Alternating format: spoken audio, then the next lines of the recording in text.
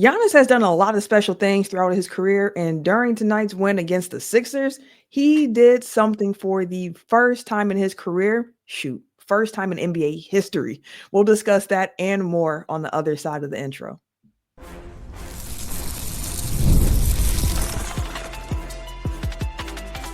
You are Locked On Bucks, your daily Milwaukee Bucks podcast, part of the Locked On Podcast Network, your team every day.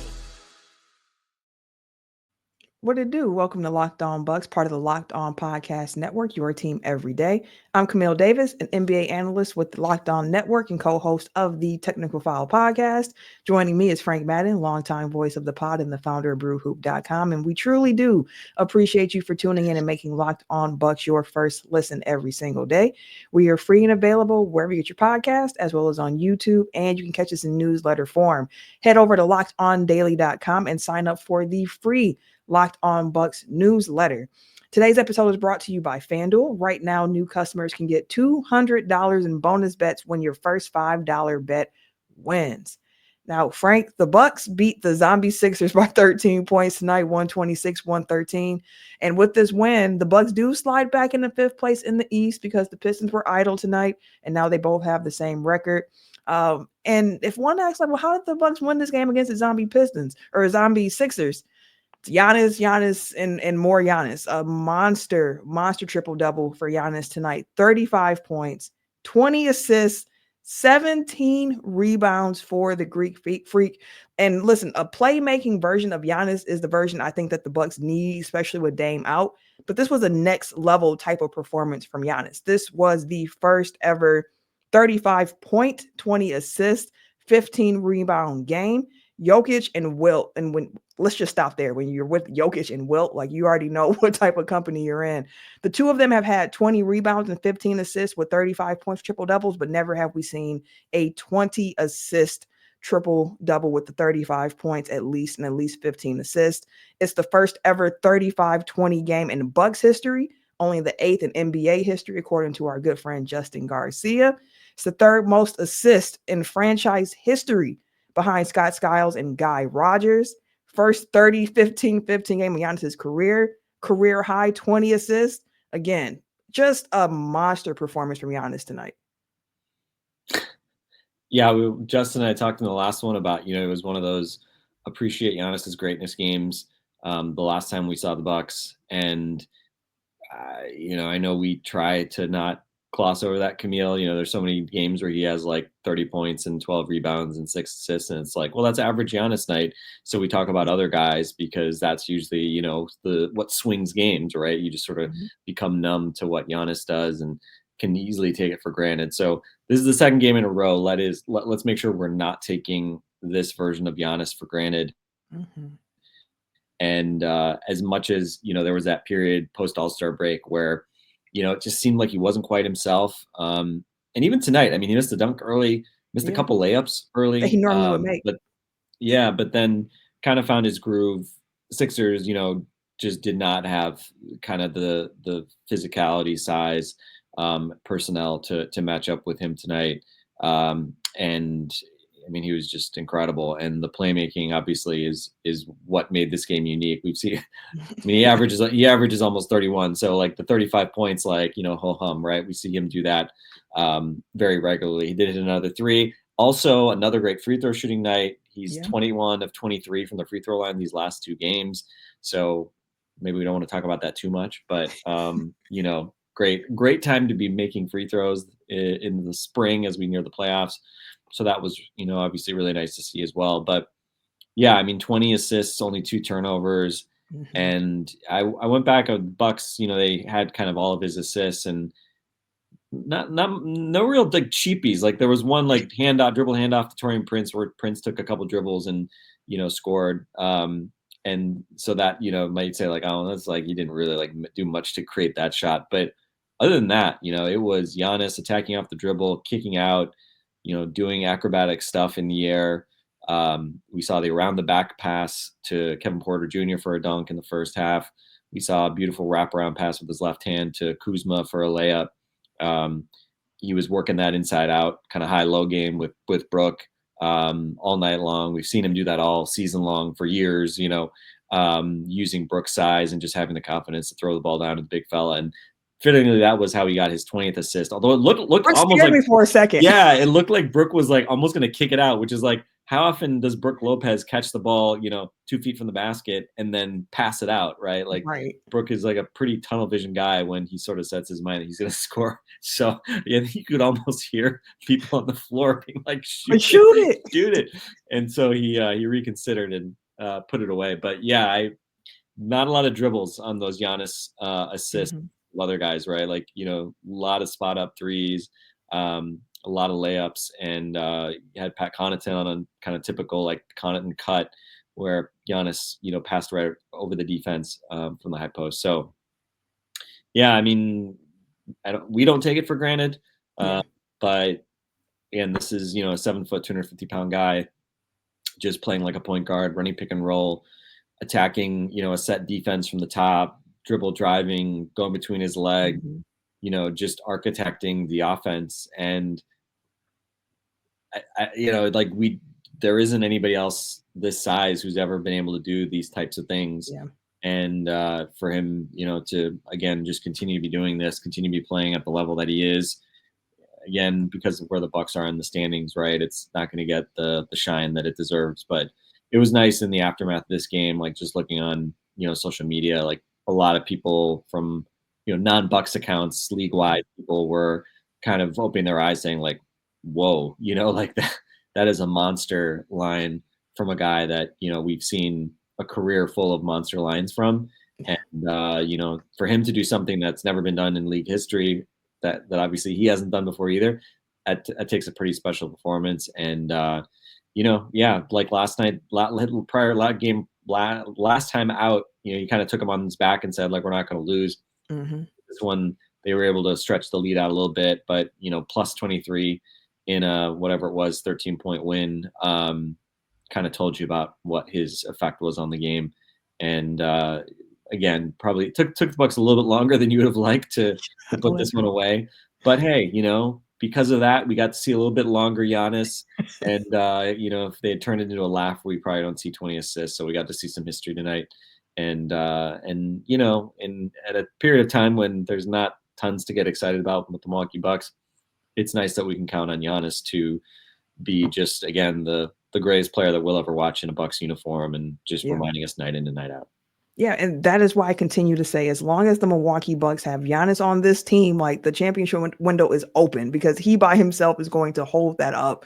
Just a monster performance from him. And I did see some people trying to say like, hey, it took all of that for the Bucks to beat the Sixers. And it's like, listen, sometimes it'd be like that, but you're thankful to have a guy who can put a team on his back like that and help them through the finish line to get the dub, because this was a Sixers team that was playing really hard. And we've talked a lot about where the Bucks have been struggling over their recent, last 15 games, 4, 5, 6 games in particular here, especially with the turnovers and the offensive rebounds that they've been giving up. But even with the kinks in the armor there, when you have 34 on your team, like, you already have a built-in advantage, and the Bucks leaned on that tonight against the Sixers. But with Giannis being able to put a performance like that together, where he has 20 assists, I believe the Bucks finished with like 32 total assists on the night. So Giannis, 20 of the 32 assists from the Milwaukee Bucks tonight. A performance where you saw 7 total Bucks finish in double-figure scoring again. Now, you mentioned it, Frank, and I thought it was a great way to put it, of like, hey, Giannis is that engine that makes it go, and we lean on him. And normally we highlight the other guys because we're used to Giannis doing what he does. But we had to open the show talking about what Giannis did, especially when it's something that has never happened in NBA history. But do want to turn our attention to some of those other guys who helped the Bucks secure this win in Philly. And we'll discuss that right after this.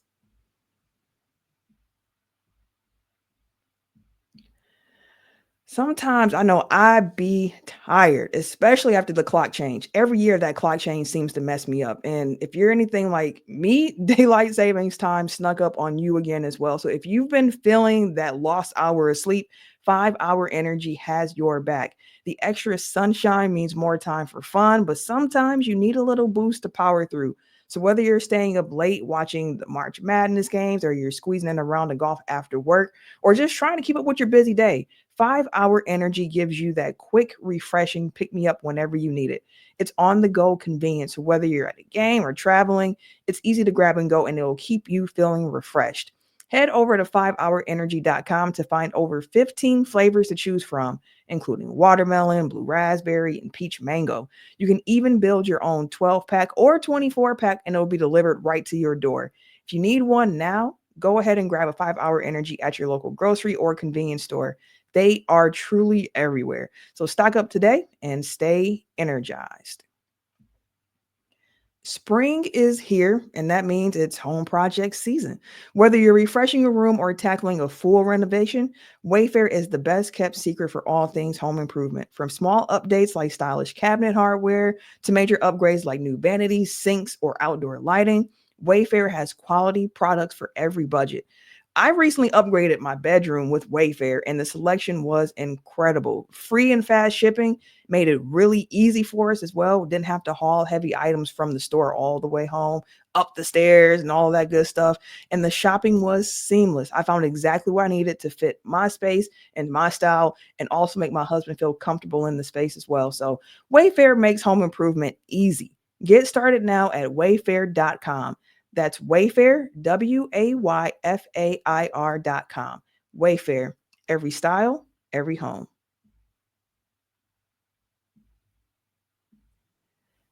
$7 in double-digit scoring, including Giannis. And this was a game for the Bucks where, as we kind of alluded to here, didn't start off well for the Bucks. Did not start off well at all.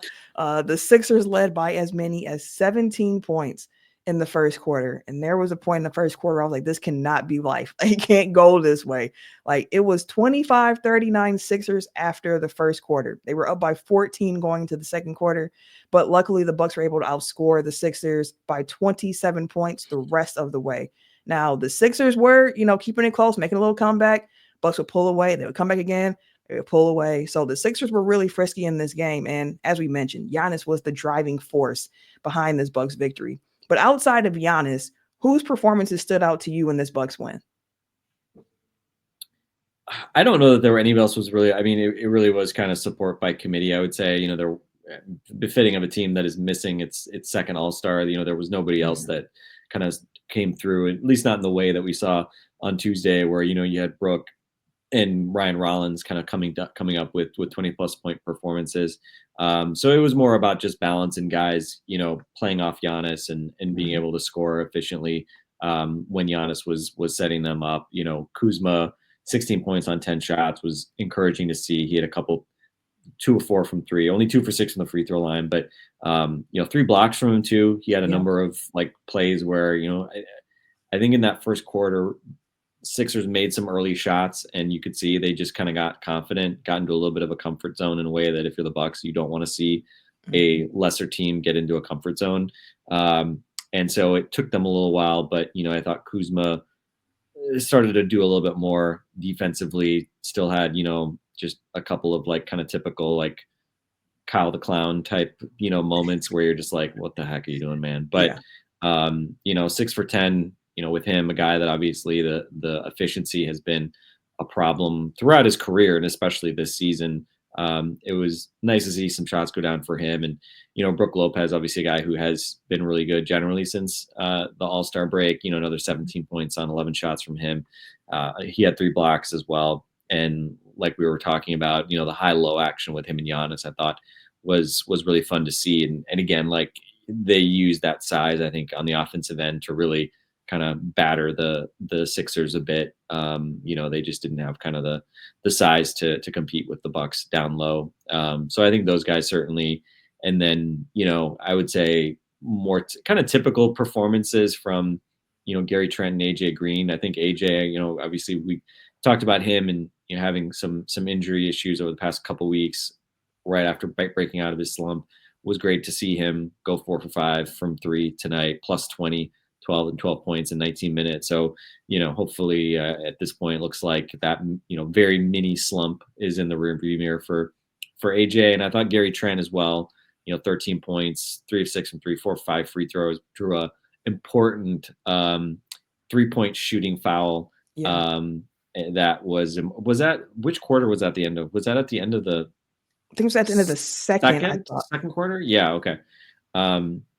So that I thought, he gave them a nice little spark, I thought, as he so often does. And when you think about how the Bucks survived without Dame, at least in the regular season here, Gary and AJ are obviously really, really key guys because they can play off of Giannis.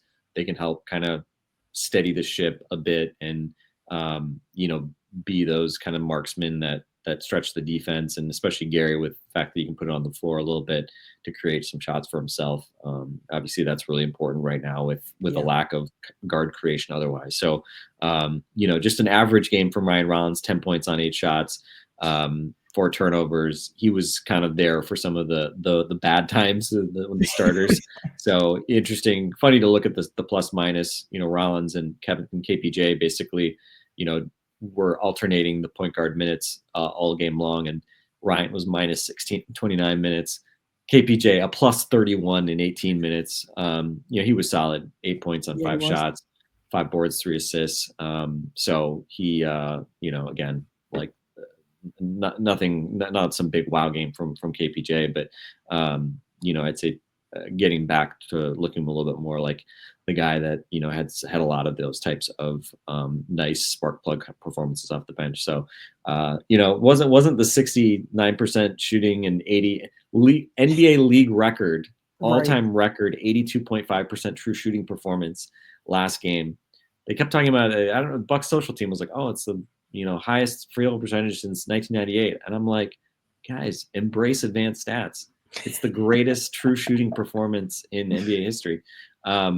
But ho-hum, 51.6%, 16 to 31 from 3 in this game.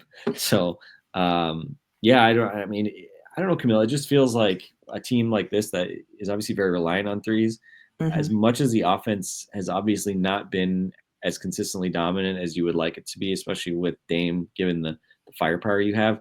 It feels just from like a shooting perspective, it doesn't feel like the Bucks have many games where they, are just way off, right? It feels like they consistently shoot like solidly to really good and have a lot of these nights where they're awesome. And that's why, they've been one of the absolute best 3-point shooting teams in the league this year. So 2 straight games above 50% from 3, like, okay. Yeah. Keep doing that. I'm a fan of that.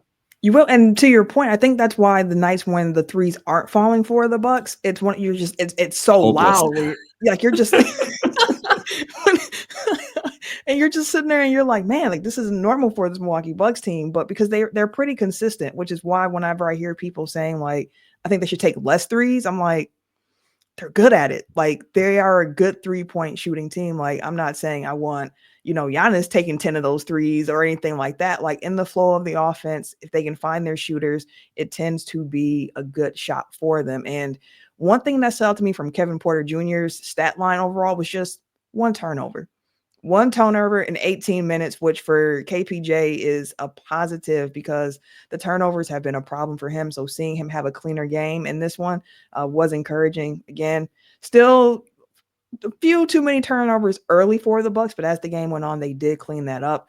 And then the second quarter in particular is when the game turned for them, and the Sixers had all 10 of their first half turnovers in the second quarter, and the Bucks were able to kind of get out there and run a bit. It was encouraging. And I mean, it's nice to see the other team do that for a change, right? Just like turn into a turnover fest. Like I enjoy it when it's like not the Bucks being the team that is just making you want to paw your eyes out with turnovers. Because there's been too much of that over the last couple of weeks for the Bucks. So good to see that a bit cleaner for them. Again, still room to improve, I think, with defensive rotations. I'm still concerned at some point with that. And really quick to that point, a lot of people always call out Brook Lopez when the defense breaks down consistently. And I get it, because normally when Brook is at fault in the play, it's because he's normally been brought out into space. It's an easy, blow by, and it's loud. But like, that's not the only thing that when the Bucks defense breaks down is the cause for it. Like you see times again where you're seeing guys miss rotations. The closeouts are casual, too lazy, giving up the offensive rebound so you don't end the possession. Like they just have to continue to be better. And if you guys ain't stopping guys at the point of attack too and putting that pressure on the ball handler, like it gets difficult. So I just wanted to say it made me think about that of like, yes, there are certain things with this defense that they continue to need to work on. Felt encouraged in this game by the turnovers, but offensive rebounding, so on, need to continue to get better with that. And with that, I mean, we know Bobby Portis on his way back, and that should help the rebounding piece of that.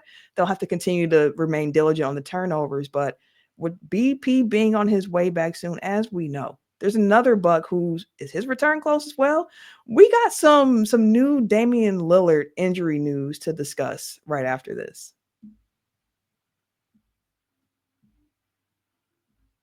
This next segment is brought to you by Open Phone because running a small business means that you are wearing a lot of hats. Your personal phone becomes your business phone, and then before you know it, you're juggling customer calls day and night. As your team grows, it becomes almost impossible to manage everything with just your personal number. And that's where Open Phone comes in. It's the number one business phone system designed to help you keep your work and your personal life separate. For just $15 a month, which is the cost of a couple of coffees, you get complete transparency and visibility into everything happening with your business phone number. Open Phone works through an app on your phone or computer, and it integrates with tools like HubSpot and hundreds of others. It also uses AI-powered call transcripts and summaries, so you'll have a rundown of your calls and your action items the second you hang up. And if you miss a call, it's not a problem either because automated messages are sent directly to your customer, ensuring that you never miss an opportunity to engage. Right now, Open Phone is offering 20% off of your first 6 months when you go to openphone.com/lockedonnba. That's openphone, openphone.com/lockedonnba for 20% off of 6 months. Openphone.com/lockedonnba. And if you have an existing number with other services, Open Phone will port them over for you at no extra charge. So head on over there today and get started.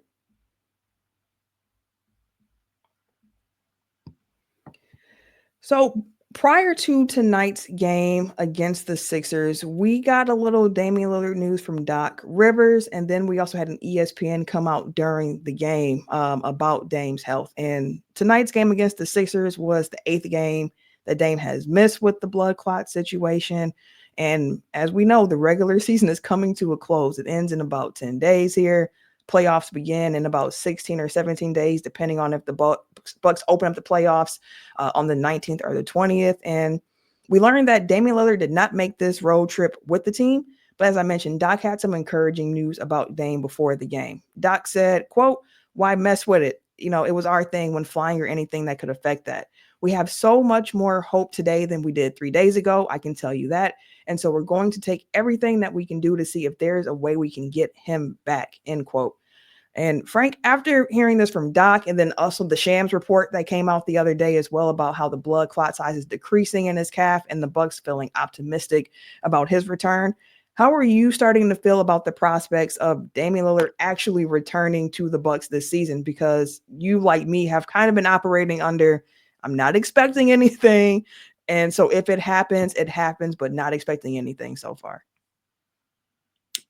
Yeah, I mean, I just keep thinking back to last year's playoffs when Doc was, Same. teasing Giannis coming back as though it was like really close. And, it didn't sound like ultimately at the end of the day, like Giannis was ever close to returning during that Pacers series.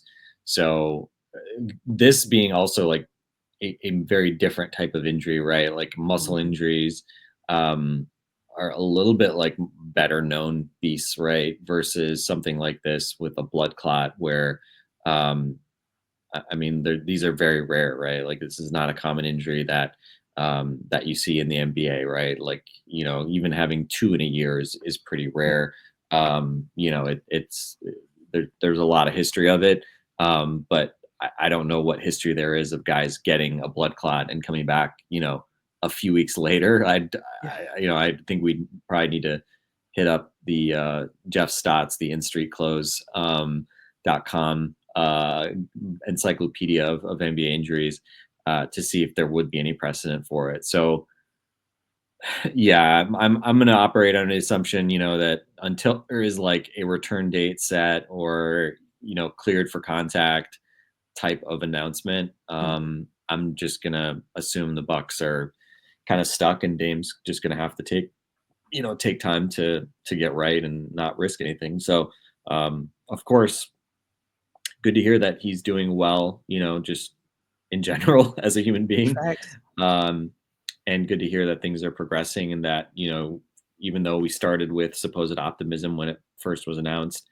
that today's reporting, seems to suggest there's even further optimism, but who knows? Optimism, that and a nickel will buy you a cup of coffee or whatever the phrase is, Camille, not in today's economy. But